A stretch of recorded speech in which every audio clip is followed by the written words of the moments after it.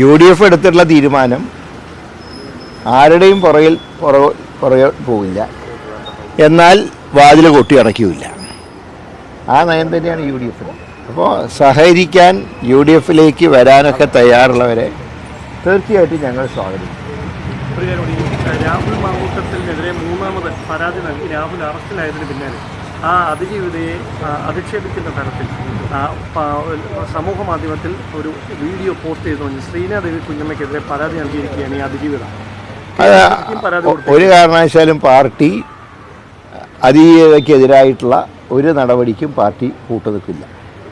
അത് പാർട്ടി പരിശോധിച്ച് വേണ്ട നിലപാട് KPC പ്രസിഡന്റ് സ്വീകരിക്കും. ഈ കേരള കോൺഗ്രസ് UDFിലേക്ക് വരുന്നൊരു രാഷ്ട്രീയ സാഹചര്യം ഉണ്ടായെങ്കിൽ ഭരണമാറ്റത്തിൻ്റെ കാര്യത്തിൽ കുറച്ചുകൂടി സുഗമമാവില്ലേ കാര്യങ്ങൾ, പ്രത്യേകിച്ച് മധ്യ തിരുവിതാംകൂറിൽ നല്ല വോട്ട് ബാങ്കുള്ള ഒരു രാഷ്ട്രീയ പാർട്ടി എന്ന നിലയിൽ? അല്ല, കേരള കോൺഗ്രസ് UDFിലേക്ക് വരുന്നതിനെ തുടക്കം മുതൽക്ക് സ്വാഗതം ചെയ്ത ഒരാളാണ് ഞാൻ.